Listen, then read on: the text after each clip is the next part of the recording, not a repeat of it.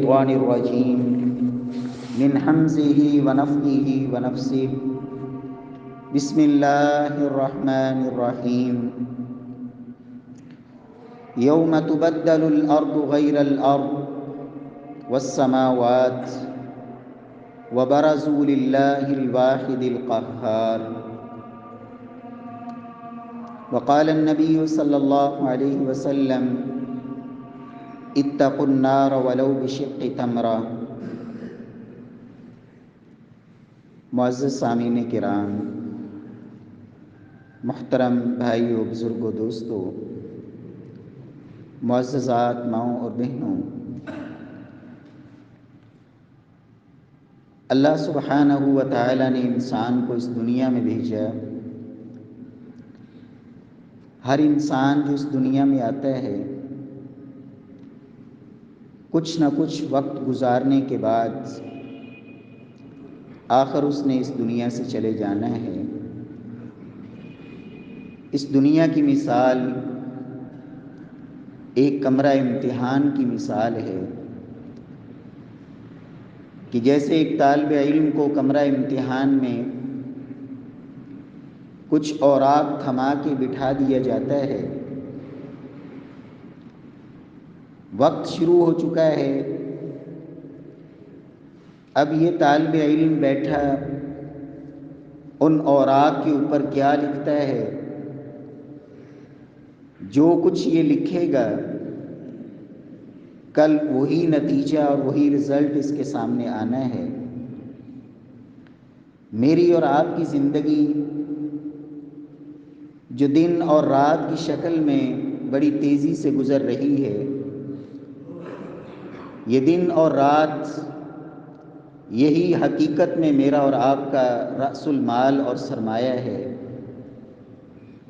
انسان دن میں کیا کرتا ہے، رات کی تنہائیوں اور تاریکیوں میں اس کے اعمال کیسے ہیں، یہ ایک ایک ورق الٹ رہا ہے اور یہ پوری کتاب زندگی تیار ہو رہی ہے۔ ایک وقت آئے گا جب اس نے اللہ کی بارگاہ میں پیش ہونا ہے، قیامت کا دن، جس دن کے بہت سارے نام رب العالمین نے قرآن حکیم میں ذکر کیے، ان میں ایک اس کا نام یوم الدین بھی ہے، جزا کا دن، بدلے کا دن۔ انسان دنیا میں جو کرتا رہا اس کے سامنے آئے گا اور اسے اسی کا ہی بدلہ دیا جائے گا۔ رسول اللہ صلی اللہ علیہ وسلم نے قیامت والے دن جب انسان اللہ کی بارگاہ میں حاضر ہوگا، رب کے سامنے پیش ہوگا، دنیا کی عدالتوں سے وہ منظر بڑا ہی مختلف ہوگا، اور وہ پیشی سب سے بڑی پیشی ہوگی جہاں کامیابی کا مطلب ہمیشہ کی کامیابی ہے اور جہاں ناکامی کا مطلب ہمیشہ کی ناکامی ہے۔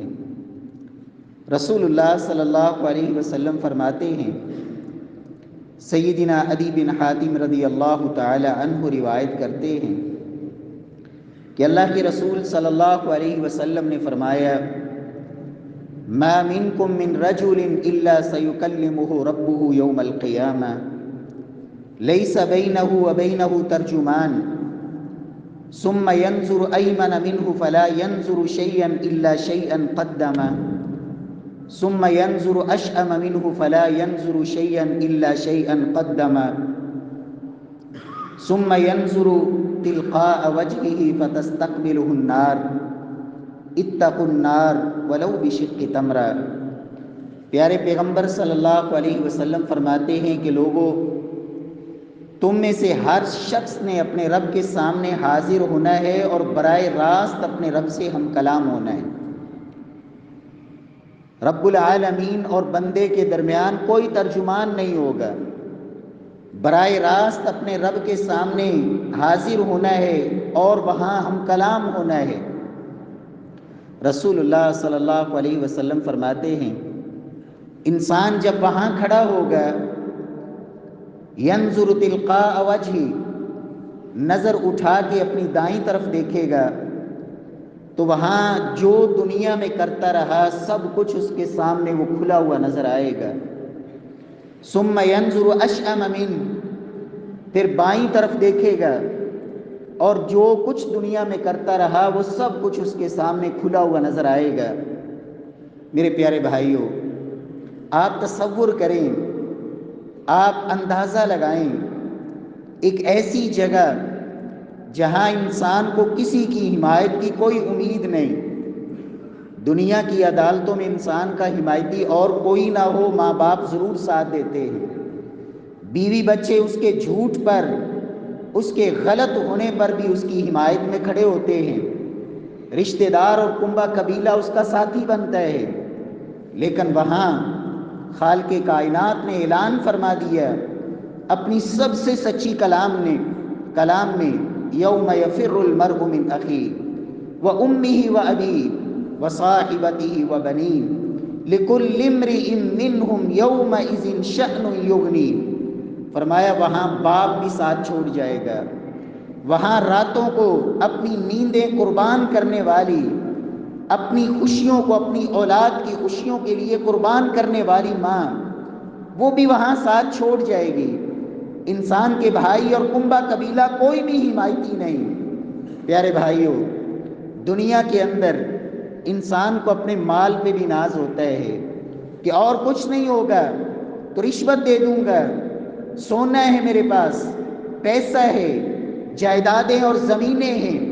رب العالمین فرماتے ہیں لوگوں وہاں فَلَن يُقْبَلَ مِنْ أَحَدِهِمْ مِلْءُ الْأَرْضِ ذَهَبًا وَلَوِ افْتَدَىٰ بِهِ، اگر کوئی پوری زمین سونے کی بھر کے بھی وہاں لے آئے تو وہ بھی اس سے قابل قبول نہیں ہوگی۔ اور وہاں مجرم خواہش کرے گا، یود المجرم لو یفتدی من عذاب یومئذ ببنیہ وصاحبتہ واخیہ وفصیلتہ التی تؤویہ ومن فی الارض جمیعا ثم ینجیہ کلا انہا لظیٰ۔ اللہ کا قرآن کہتا ہے کہ وہاں پھنسا ہوا، وہاں پکڑا ہوا، وہاں مجرم یہ آرزو کرے گا، تمنا کرے گا، آج میرے بیٹے، میری بیوی، میرے بھائی، میرا پورا خاندان، حتیٰ کہ جو کچھ زمین میں تھا سب کو پکڑ کے جہنم میں ڈال دیا جائے، میں بچ جاؤں۔ اللہ فرماتے ہیں کلا انہا لظیٰ نزاعۃ للشویٰ، وہ تو جہنم کی آگ جو چمڑی کو ادھیڑ دینے والی، گوشت کو ہڈیوں سے جدا کر دینے والی، کلا انہا لظیٰ نزاعۃ للشویٰ۔ پیارے بھائیوں، وہاں انسان حمایتی کوئی نہیں، رشوت کا امکان بھی کوئی نہیں، اور وہاں انسان کے خلاف جو گواہ کھڑے کیے جائیں گے وہ گواہ ایسے ہوں گے جن کی گواہی کو انسان جھٹلا ہی نہیں سکے گا۔ الیوم نختم علی افواہہم وتکلمنا ایدیہم وتشہد ارجلہم بما کانوا یکسبون۔ لوگوں، رب کی بارگاہ میں تمہاری زبان پہ مہر لگا دی جائے گی، زبان کو بند کر دیا گیا، ہاتھوں کو بولنے کی اللہ نے طاقت دے دی۔ انسان کے ہاتھ بولیں گے، انسان کے خلاف بولیں گے، انسان کے پاؤں بولیں گے، انسان کا یہ جلد، چمڑا، ہڈیاں، انگ انگ بولے گا، اس کے خلاف گواہی دیں گے، یا اللہ فلاں جگہ پہ، فلاں موقع پہ، فلاں وقت اس نے میرے ساتھ یہ جرم کیا تھا۔ میرے پیارے بھائیوں، وہاں فیصلہ کرنے والی ذات خود خالق کائنات اللہ رب العزت کی ذات ہوگی۔ این الجبارون این المتکبرون لمن الملک اليوم۔ اللہ فرمائیں گے دنیا میں اپنے آپ کو بڑا بڑے بادشاہ سمجھنے والے، جبار، اور دنیا کے اندر اپنے آپ کو بڑے بادشاہ کہلانے والے آج کہاں ہیں؟ آج کس کی بادشاہت ہے؟ لمن الملک اليوم، آج کس کا فیصلہ مانا جائے گا؟ للہ الواحد القہار، ایک اللہ وحدہ لا شریک جو قہار ذات ہے۔ میرے پیارے بھائیوں، رب العالمین کی اس بارگاہ میں اور اس عدالت کے اندر وہاں انسان کے وہ راز کھلیں گے، وہ پردے چاک ہوں گے۔ دنیا کے اندر لوگوں کی نظروں کے سامنے کچھ اور تھا اور حقیقتیں کچھ اور تھیں۔ یوم تبلی السرائر، وہاں وہ پردے چاک ہوں گے اور وہاں وہ راز فاش ہوں گے۔ وَبَدَا لَهُم مِّنَ اللَّهِ مَا لَمْ يَكُونُوا يَحْتَسِبُونَ، وہاں وہ کچھ انسان کے سامنے ظاہر ہوگا جس کا اس نے گمان بھی نہیں کیا ہوگا، سوچا بھی نہیں ہوگا۔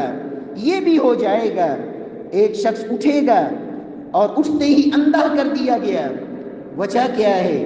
دنیا کے اندر آنکھوں کے ساتھ سب کچھ دیکھتا تھا، دنیا کے امور کے اندر بڑا ماہر تھا، لیکن اندھا تھا تو اللہ کے قرآن سے اندھا تھا، نہیں آتا تھا تو رب کا قرآن نہیں آتا تھا۔ وَمَنْ أَعْرَضَ عَنْ ذِكْرِي فَإِنَّ لَهُ مَعِيشَةً ضَنْكًا وَنَحْشُرُهُ يَوْمَ الْقِيَامَةِ أَعْمَى، قیامت والے دن رب العالمین اندھا کر دیں گے۔ سبب کیا ہے؟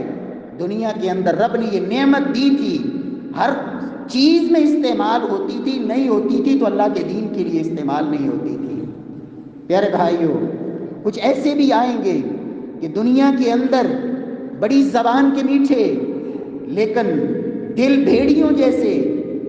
نبی کائنات صلی اللہ علیہ وسلم فرماتے ہیں، دنیا کے اندر وہ شخص جو ذل وجہین تھا، جو دو چہروں والا، یہاں جا کے کچھ اور وہاں جا کے کچھ اور، اپنوں کے ساتھ اپنا، بیگانوں کے ساتھ انہی کا دشمن۔ نبی کائنات صلی اللہ علیہ وسلم فرماتے ہیں، یہ منافقت کی زندگی گزارنے والا جب اٹھے گا تو رب العالمین کی طرف سے ایک زبان کی جگہ پہ منہ میں دو آنکھ کی زبانیں ڈال دی جائیں گی۔ کیوں؟ دنیا کے اندر اس کا کردار ہی دو رخا تھا۔ پیارے بھائیوں، ایک اٹھے گا اور اٹھتے ہی جب رب کی بارگاہ میں پہنچے گا تو کیفیت چیونٹی کی بنا دی گئی۔ یحشر المتکبرون امثال الذر فی صور الرجال، شکل و صورت تو انسانوں والی لیکن جسم چیونٹی کے برابر، اتنا معمولی اور اتنا حقیر اور گھٹیا۔ کیوں؟ دنیا کے اندر یہ متکبر انسان تھا، انسانوں کو انسان نہ سمجھنے والا، کیڑوں مکوڑوں کی طرح کچل دینے والا متکبر انسان، رب کی طرف سے اس کی کیفیت اور اس کی حالت بھی یہ بنا دی گئی۔ میرے پیارے بھائیوں، وہاں رب کی بارگاہ میں، اللہ کی عدالت میں کامیابی کا ایک ذریعہ، ایک ایسا وکیل، ایک ایسا سفارشی کہ جس کی وکالت، کامیاب وکالت، جس کی سفارش، کامیاب سفارش، رب العالمین مجھے اور آپ کو اس عدالت کے لیے ایسا کامیاب وکیل رب العالمین ساتھ لے جانے کی اللہ توفیق نصیب فرمائے۔ وہ وکیل کیا ہے؟ رب کی بارگاہ میں وہ وکالت کون کرے گا کہ جہاں کوئی بھی حمایتی نہیں، جہاں رشوت کا کوئی امکان نہیں، جہاں گواہ ایسے جن کو جھٹلایا نہیں جا سکتا، جہاں اللہ رب العزت کی ذات کے علاوہ کسی کا فیصلہ نہیں چل سکتا، وہاں ایک سفارشی آئے گا۔ سیدنا ابو امامہ کی روایت صحیح مسلم میں اللہ کے رسول فرماتے ہیں، لوگو اقرأوا القرآن فإنه يأتي يوم القیامة شفیعا لأصحابہ، لوگو قرآن پڑھا کرو، اللہ کے قرآن سے تعلق جوڑو، کل قیامت والے دن اللہ کی بارگاہ میں اگر سفارشی بن کے آئے گا، وکالت کرنے آئے گا تو یہ اللہ کا قرآن ہوگا۔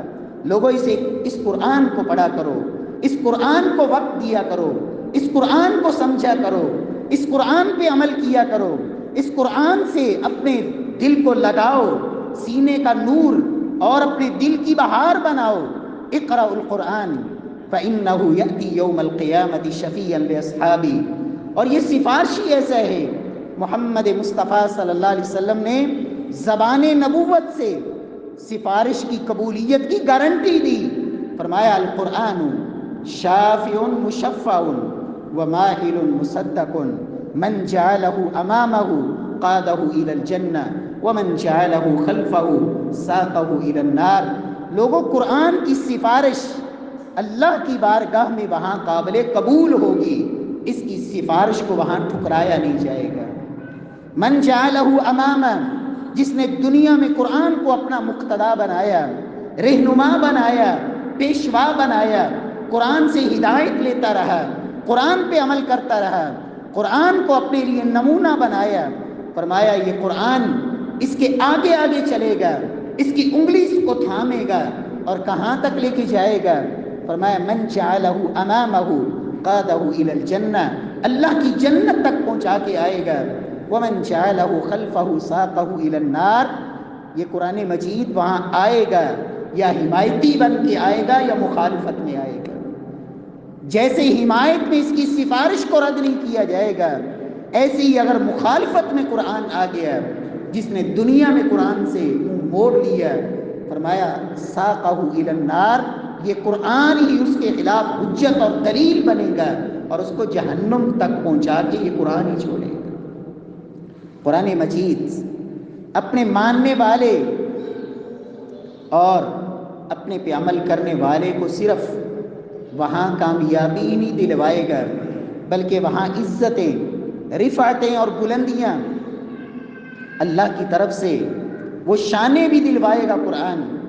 نبی کائنات صلی اللہ علیہ وسلم فرماتے ہیں یجیء القرآن فیقول یا رب حل، قرآن آئے گا اور کہے گا اے اللہ اس شخص کو جس کا میں سفارشی بن کے آیا ہوں تیری بارگاہ میں، اے اللہ اس کو اس کی عزتوں میں اضافہ فرما، اے اللہ اسے زیور پہنا دے، فیلبس تاج الکرامہ، اس کو عزت کا تاج پہنایا جائے گا، فیقول القرآن یا رب زدہ، قرآن کہے گا یا اللہ ابھی نہیں، بس نہیں اور اضافہ کر، فیلبس حلت الکرامہ، پھر پوری نورانی پوشاک اور جنتی وہ لباس پہنا دیا جائے گا، فیقول، قرآن پھر کہے گا یا رب ارض عنہ، اے اللہ اس پر ہمیشہ ہمیش کے لیے راضی ہو جا، فیرضى عنہ، اللہ کی طرف سے ہمیشہ ہمیش کے لیے اس کو رضامندی کا پروانہ تھما دیا جائے گا۔ دعا کیا کریں اللہ رب العزت سے، وہ دعا جو محمد مصطفیٰ صلی اللہ علیہ وسلم کیا کرتے تھے، امت کو سکھائی۔ دعا کیا ہے؟ اللہ اکبر، ذخیرہ احادیث میں مختلف دعائیں موجود ہیں، لیکن کسی دعا میں اتنے وسیلے، اتنے واسطے، اللہ کے اتنے ناموں کے وسیلے، اور یاد رکھیں اللہ کے اسماء کا وسیلہ، رب کو اس کے خوبصورت ناموں سے پکارنا یہ جائز ہے، بلکہ دعاؤں کی قبولیت میں ایک بہترین سہارا ہے کہ انسان اللہ کے خوبصورت ناموں کے ذریعے اسے پکارے۔ محمد مصطفیٰ صلی اللہ علیہ وسلم دعا کیا سکھاتے ہیں؟ اللہم انی عبدک وابن عبدک وابن امتک ناسیتی بیدک ماض فی حکمک عدل فی قضاؤک اسألک بکل اسم هو لک سمیت به نفسک او انزلتہ فی کتابک او علمتہ احدا من خلقک او استأثرت به فی علم الغیب عندک ان تجعل القرآن العظیم ربیع قلبی ونور صدری وجلاء حزنی وذہاب ہمی وغمی۔ کیا مانگا؟ پہلے اپنی حیثیت کا اقرار کیا، اے اللہ میں تیرا بندہ ہوں، اللہم انی عبدک وابن عبدک، اے اللہ تیرے بندے کا ہی بیٹا ہوں، اے اللہ تیری بندی کا بیٹا ہوں، ناسیتی بیدک، اے اللہ میری پیشانی تیرے قبضے میں ہے، ماض فی حکمک، اے اللہ میرے اوپر تیرے فیصلے نافذ ہوتے ہیں، عدل فی قضاؤک، یا اللہ میرے بارے میں تو نے جو بھی فیصلہ فرمایا ہے وہ عدل پہ مبنی ہے۔ مانگتا کیا ہوں؟ اسألک بکل اسم هو لک، اے اللہ میں تجھ سے تیرے ہر اس نام کے ذریعے سوال کرتا ہوں، سمیت بہ نفسک، یا اللہ جو بھی تو نے اپنا نام رکھا ہے، او انزلتہ فی کتابک، یا اللہ تیرے ہر اس نام سے مانگتا ہوں جو بھی تو نے نام اپنی کتاب قرآن حکیم میں اتار دیا، او علمتہ احدا من خلقک، یا اللہ تیرے ہر اس نام کے وسیلے اور واسطے سے تجھ سے سوال کرتا ہوں جو بھی اپنی مخلوقات میں سے تو نے کسی کو بھی سکھا دیا، کسی انسان کو، کسی عام انسان کو یا نبی ولی کو، یا وہ تیرے نام اے اللہ جو تو نے آج تک کسی کو سکھائی نہیں ہے اور تیرے پاس وہ غیب کے خزانوں میں چھپے ہوئے تیرے وہ نام ہیں، یا اللہ ان سب ناموں کے ساتھ مانگتا کیا ہوں؟ ان تجعل القرآن العظیم ربیع قلبی، اے اللہ اس قرآن کو میرے دل کی بہار بنا دے، ربیع قلبی، ونور صدری، یا اللہ میرے سینے کے لیے اسے نور بنا دے، وجلاء حزنی وذہاب ہمی وغمی، اے اللہ میرے دنیا کے سارے دکھوں کا اس قرآن کو علاج بنا دے، دنیا کے سارے غموں سے چھٹکارے کا راستہ اس قرآن کو بنا دے۔ یہ دعا محمد مصطفیٰ صلی اللہ علیہ وسلم نے سکھائی۔ رب العالمین ہمارے لیے بھی اس قرآن حکیم کو کل اپنی بارگاہ میں اللہ سفارشی بنا دے، اللہ ہماری اولادوں کو اس قرآن پہ لگا دے۔ اللہ رب العزت قرآن مجید کے متعلق جتنی بھی اللہ نے ہمت اور توفیق دی ہے اس سے بڑھ کے کوشش کریں۔ زندگی کا تو پتہ کوئی نہیں، کب بے وفائی کر جائے۔ میرے پیارے بھائیوں، اللہ کی بارگاہ میں اگر کامیابی چاہتے ہیں، اس عدالت میں سب سے بڑی پیشی میں اگر کامیابی چاہیے، اس قرآن مجید کے ساتھ تعلق جوڑ لیں۔ اور اس کامیابی کے لیے دوسرا راستہ جو قرآن حکیم میں یہ اللہ سبحانہ و تعالی نے فرمایا، قد افلح من تزکا وذکر اسم ربہ فصلی۔ لوگوں، تین کام، قد افلح یقینی کامیابی، اللہ کی بارگاہ میں حتمی کامیابی، قد افلح۔ اہل علم جانتے ہیں یہ قد تاکید کے لیے، بات کے اندر وزن پیدا کرنے کے لیے، بات کی سچائی اور صداقت کو اور پختہ کرنے کے لیے، قد افلح۔ لوگوں، ناکامی کا شاکی نہیں، یقینی بات ہے، پکی بات ہے، کامیاب ہو گیا۔ کون؟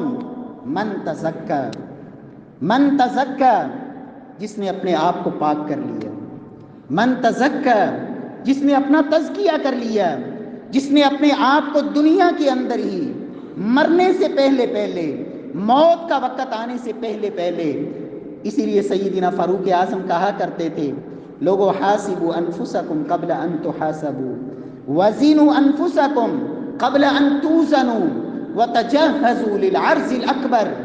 لوگوں، اپنا محاسبہ خود کر لو پہلے اس کے کہ اللہ کی بارگاہ میں، رب کی عدالت میں تمہارا محاسبہ ہو۔ وزنوا انفسکم، اپنا وزن خود کر لو، اپنے آپ کو تول لو، تمہاری حیثیت کیا ہے، تمہارا کتنا وزن ہے، پہلے اس کے کہ اللہ کی بارگاہ میں تمہیں تولا جائے۔ وَتَجَهَّزُوا لِلْعَرْضِ الْأَكْبَرِ، لوگوں سب سے بڑی پیشی کے لیے اپنے آپ کو تیار کر لو۔ سیدنا فاروق اعظم کہا کرتے تھے۔ پیارے بھائیوں، سب سے پہلا کام قرآن مجید کے ساتھ تعلق کو مضبوط کریں۔ دوسرے نمبر پر، اگر اللہ کی بارگاہ میں کامیابی چاہیے اور یقینی کامیابی چاہیے، پھر اپنے گریبان میں جھانکیں۔ اللہ کے رسول صلی اللہ علیہ وسلم فرماتے ہیں، ان العبد اذا اذنب ذنبا نکت فی قلبہ نکتۃ سوداء۔ فرمایا جب انسان گناہ کرتا ہے، ایک گناہ کرتا ہے، ایک سیاہ نقطہ دل پر لگا دیا جاتا ہے۔ فَإِن تَابَ وَاسْتَغْفَرَ سُقِلَ قَلْبُهُ، اگر ایک گناہ کے بعد اسے احساس ہو جائے، اس کا ضمیر اسے ملامت کرے، اسے اپنے رب کی یاد آ جائے، اسے اپنی حیثیت کی سمجھ آ جائے، پلٹ آئے، فرمایا وہ دل صاف ہوتا ہے۔ اور اگر گناہ کے بعد احساس بیدار نہیں ہوا، پھر سب سے بڑی گناہ کے بعد سزا دنیا میں اللہ کی طرف سے یہ ملتی ہے۔ امام ابن قیم رحمہ اللہ فرمایا کرتے تھے کہ گناہ کی سب سے بڑی سزا یہ ہوتی ہے کہ گناہ کے بعد انسان پھر گناہ کرے، گناہ پہ گناہ کرتا چلا جائے، پلٹنے کا موقع ہی نہ ملے۔ یہ گناہ کی سب سے بڑی سزا ہوتی ہے، اس لیے کہ انسان منزل سے جتنا دور نکل جائے گا، واپسی اتنی ہی مشکل ہو جایا کرتی ہے۔ ایک گناہ کیا، پلٹ آیا، معافی مانگی، توبہ کی، تطہیر کی، اپنے آپ کو پاک کیا، قد افلح من تزکا، کامیاب ہو گیا وہ انسان جس نے اپنے آپ کو پاک کر لیا۔ گناہوں کی دو قسمیں ہیں، ایک ظاہری گناہ جو لوگوں کو بھی نظر آتے ہیں، ان گناہوں سے بھی اپنے آپ کو پاک کیجئے۔ نماز نہیں پڑھی، لوگ بھی دیکھتے ہیں بے نماز ہے، زکوٰۃ نہیں دی، لوگ بھی دیکھتے ہیں، مال رب نے دیا ہے زکوٰۃ نہیں دیتا، صاحب حیثیت ہے، اللہ نے مال دیا ہے، حج کی طاقت ہے نہیں کر رہا، گنہگار ہے، جھوٹ بولتا ہے، غیبت کرتا ہے، کسی کا مال کھا رہا ہے، رشوت لیتا ہے۔ کتنے گناہ ہیں جو لوگوں کو بھی نظر آتے ہیں، ظاہری گناہ، ان سے بھی اپنے آپ کو پاک کرے۔ اور وہ باطنی گناہ جو لوگوں کو نظر نہیں آتے لیکن اللہ رب العزت دیکھتے ہیں، لوگوں کو نہیں نظر آتے، رب دیکھتے ہیں، ان گناہوں کے متعلق زیادہ حساس ہونے کی ضرورت ہے۔ اس لیے کہ لوگ تو چہرہ دیکھ کے فیصلہ کر لیتے ہیں، لوگ تو لباس دیکھ کے فیصلہ کر لیتے ہیں، لیکن رب العالمین تو تمہارے دل کو دیکھتا ہے۔ لا ينظر الى صورکم واموالکم ولکن ينظر الى قلوبکم واعمالکم۔ رب العالمین یہ دیکھتے ہیں تمہارے دل میں اللہ کی محبت کتنی ہے، اللہ کے دین کے لیے کیا جذبہ رکھتا ہے۔ اللہ اکبر۔ وہ پوشیدہ گناہ، خفیہ گناہ، باطنی گناہ جو لوگوں کو نظر نہیں آتے، اور ان میں سب سے بڑا جرم ریاکاری، دکھلاوا، نمود و نمائش۔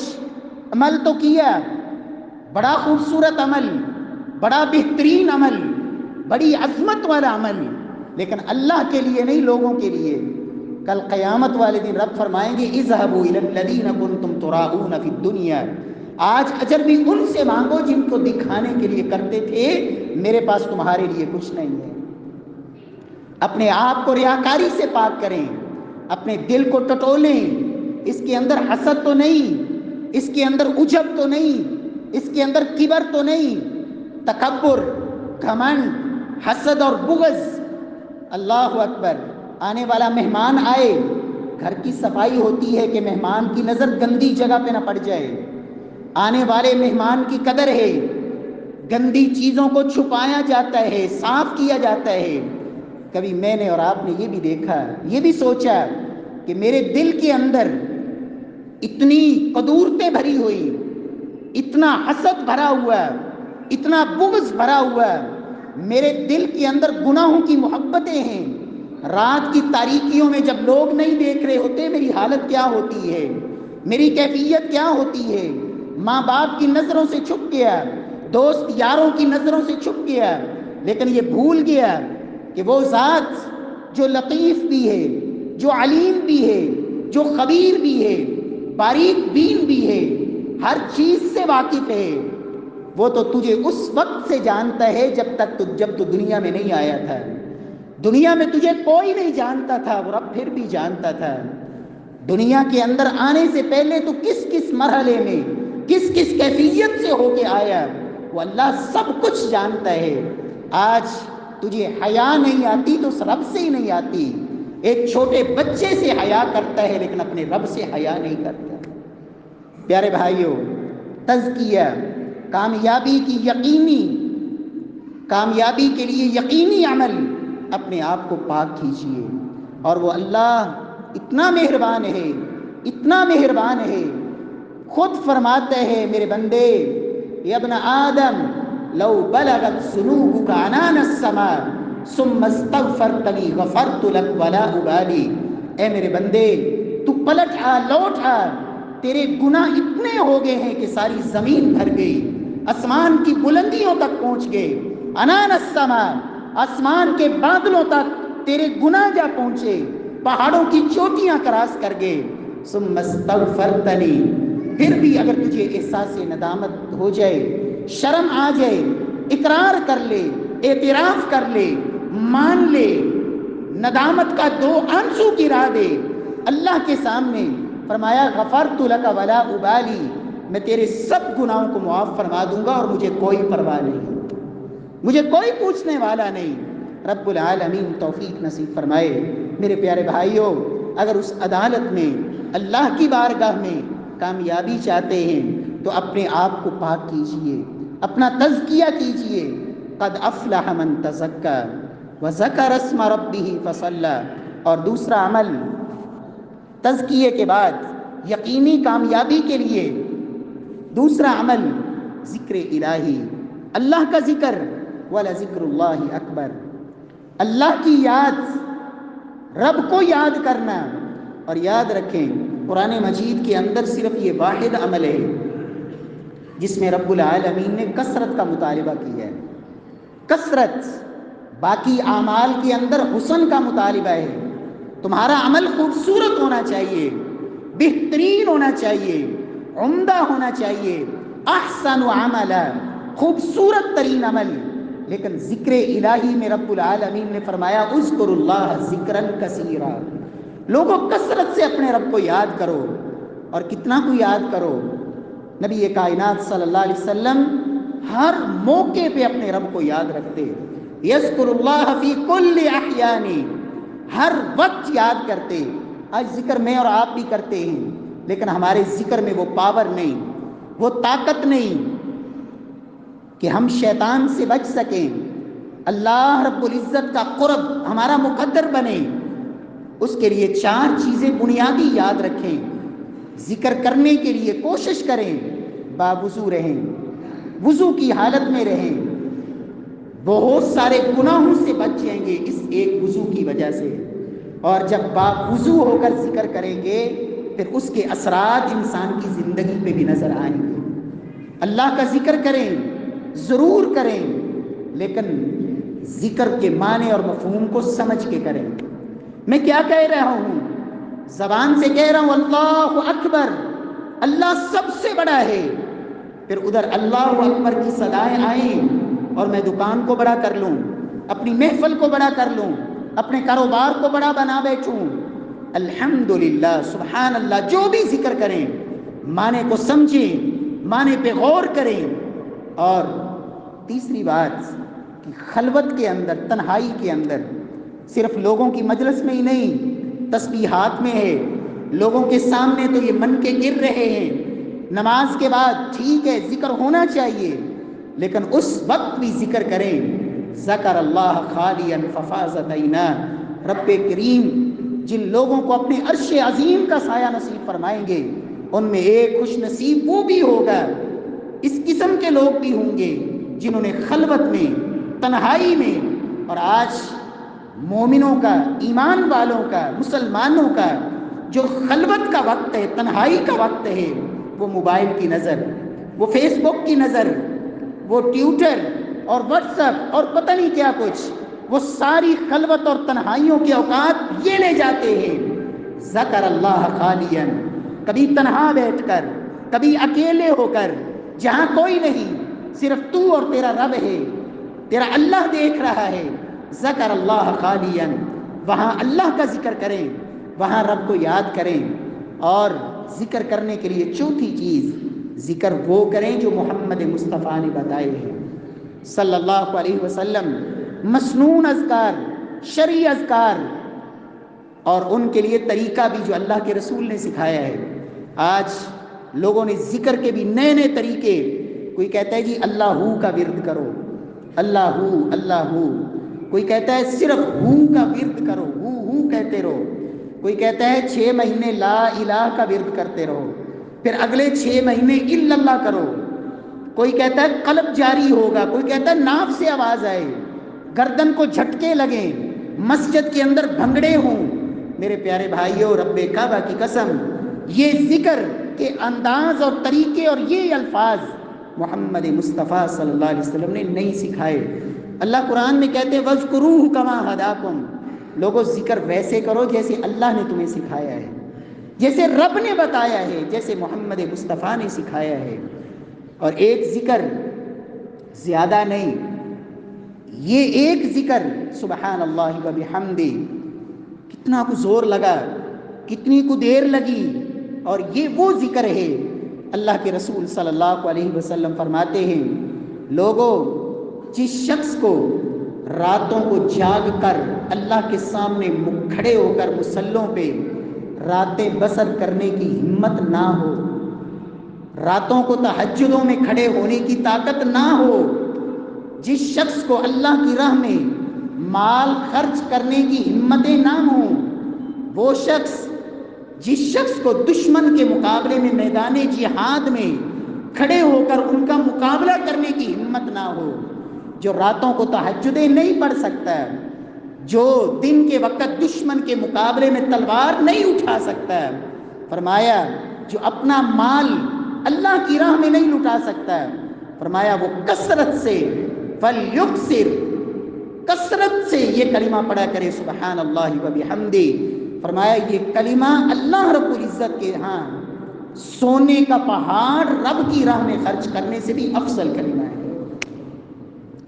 سیدنا نوح علیہ السلام اپنے بیٹے کو کچھ وصیتیں کرتے ہیں اور ان میں ایک نصیحت یہ تھی کہ میرے بیٹے سبحان اللہ و بحمدہ یہ کلمہ کثرت سے پڑھا کرو. کیوں؟ فإنها صلاة كل شيء وبها يرزق الخلائق، کہ کائنات کے اندر اللہ کی جتنی مخلوقات ہیں سب کی تسبیح اور عبادت اللہ کے سامنے یہ کلمہ ہے سبحان اللہ و بحمدہ. کائنات کا ذرہ ذرہ اس کلمے کے ذریعے رب کی عبادت کرتا ہے.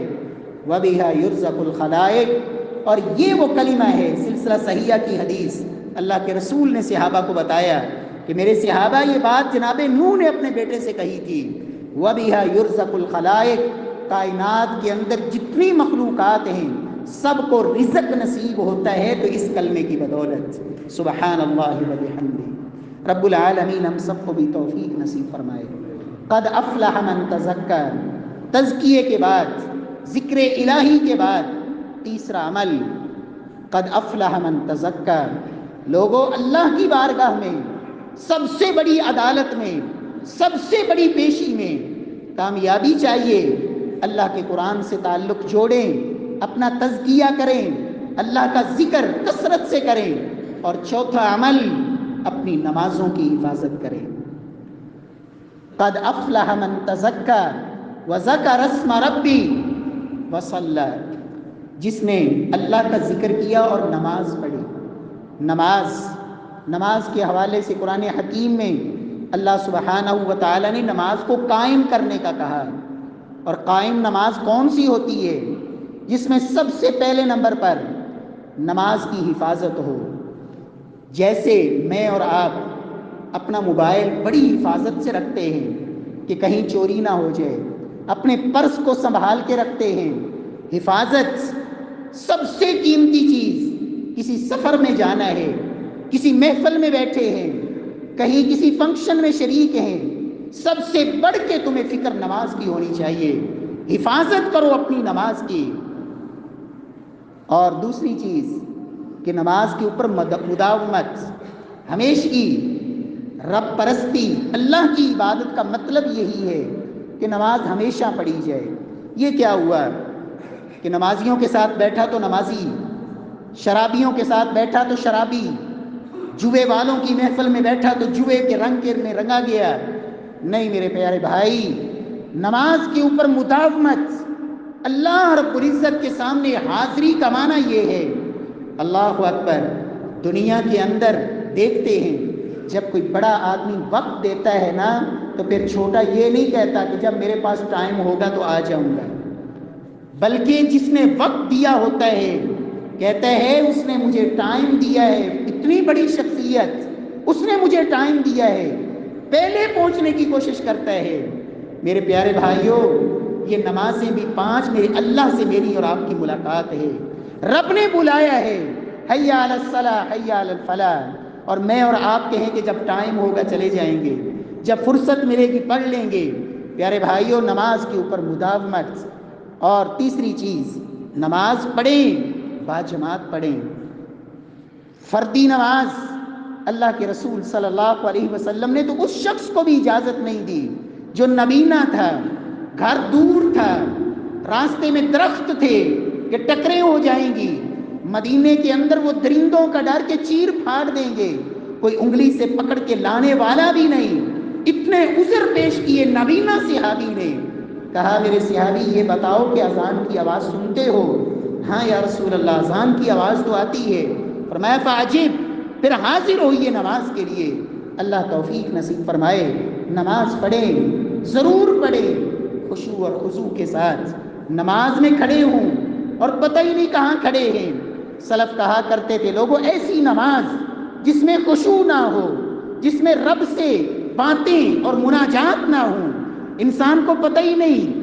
صلاۃ بلا خشوع ولا خضوع فرمایا ایسی نماز جس میں خشوع خضوع نہیں، اس بدن کی مانند ہے لا روح فی، جس سے روح نکال دی گئی ہو، وہ مردہ جسم جس سے جان نکل چکی ہے، خشوع خضوع کے بغیر پڑھی ہوئی نماز ایسی نماز ہوتی ہے۔ رب العالمین ہماری نمازوں کو اللہ خوبصورت بنا دے، اللہ نمازوں کو اپنی بارگاہ میں قبول فرما لے۔ میرے پیارے بھائیوں، زندگی آخرت کے لیے کھیتی ہے، یہاں جو بیجیں گے بوئیں گے وہی کل کاٹنا ہے۔ اللہ توفیق دے، آخر میں دو باتیں اپنی زندگی کا اصول بنا لیں۔ اللہ نے جس نیکی کو موقع دے دیا ہے نا، اسے کبھی بھی معمولی سمجھ کے چھوڑے نا، کہ چلو خیر ہے، لا تحقرن من المعروف۔ اللہ کے نبی نے کہا تھا لوگوں کبھی بھی نیکی کو معمولی نہیں سمجھنا، اس کو ضابطہ کو اپنے دل کی تختیوں پہ نوٹ کر لیں۔ اور دوسری بات، جس نیکی کا رب نے موقع دے دیا ہے نا، وہ نیکی کر گزریں، تاخیر نہ کریں۔ کیا خبر کل کا دن آئے اور میں اور آپ نہ ہوں، اگلا مہینہ، اگلا ہفتہ، اگلا سال آئے، لیکن ہمارا نام زندوں سے نکال کے مردوں کی فہرست میں جا چکا ہو۔ اس لیے جس نیکی کا اللہ نے چانس دیا کریں، اور یہ سوچ کے کریں کہ شاید زندگی کی آخری نیکی ہو۔ کیا خبر، کس کو کیا پتا تھا؟ مولانا عبد المتین اصغر قرآن مجید کی آیت پڑھ رہے پڑھے مجمع میں، کس کو خبر تھی کہ آخری آیت ہی ہے جو زبان پہ جاری ہے؟ نیکی کریں۔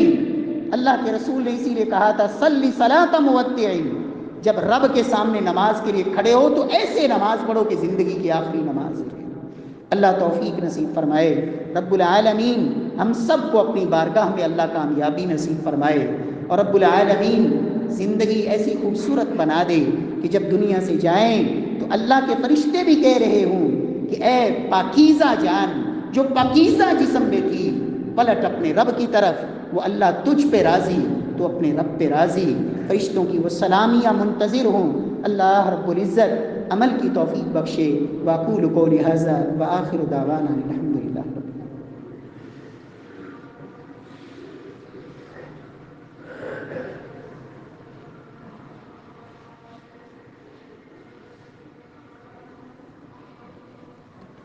إن الحمد لله نحمده ونستعينه ونستغفره ونعوذ بالله من شرور أنفسنا ومن سيئات أعمالنا، من يهده الله فلا مضل له ومن يضلل فلا هادي له۔